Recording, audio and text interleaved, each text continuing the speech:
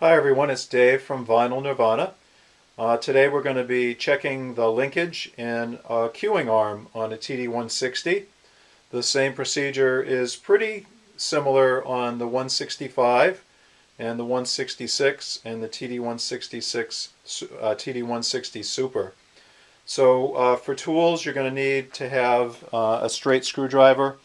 Either one typical this size would work. And something to put your screws and your feet in, and also a bread tie to tie off the arm. I am working alone on camera today, so excuse me while I take a couple of breaks, and I am going to move pretty quickly, so just know that you can pause this when you need to. So I've removed the head shell, which is optional. It's just more careful to do that. And then I've got a bread tie here, which is going to keep the arm from swinging about. The counterweight was already removed from this arm. It's really up to you whether you want to remove the counterweight, but you definitely need to remove this outer platter. So the mat's coming off, the 45 adapter, and the platter itself. Then we're going to be placing this up on its side.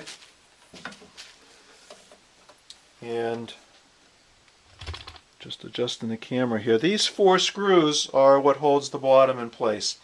Occasionally you'll find a set screw on another part of the bottom, but 90%, 95% of the units that I see just have these 4 feet and with 4 screws that hold in the bottom. So I'm just removing these.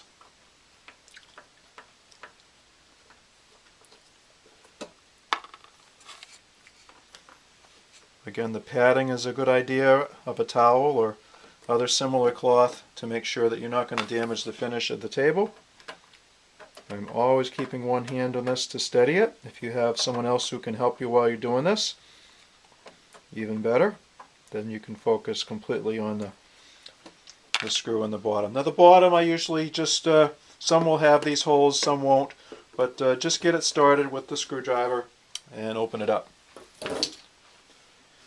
Okay, again we had the turntable like this, so the queuing in the arm is on this side. So as we look underneath, that's what we're looking at. Just going to move you, get you a little closer here. So this is the linkage to the queuing, and hopefully you can see right now as I move it that it's moving this apparatus up here, which in turn moves this cable, which goes to the underside of the arm where the queuing arm itself is. So again, as I move this, you can see that it's having an effect down here. And that's raising and lowering the arm on the other side. Now your linkage could be broken or loose here. Your linkage could be broken or loose up here. And there's also some parts within the queuing assembly which is a more difficult repair to tackle that could possibly be loose or missing down in this area or underneath here.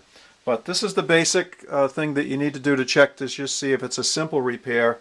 A lot of times this nut will have come loose over time, lock nut, and that's something you can email me, and I've got some spares of that. Other times it's just come loose in another way here or here, and hopefully it'll be one of those things for you and it'll be an easy fix. Thanks.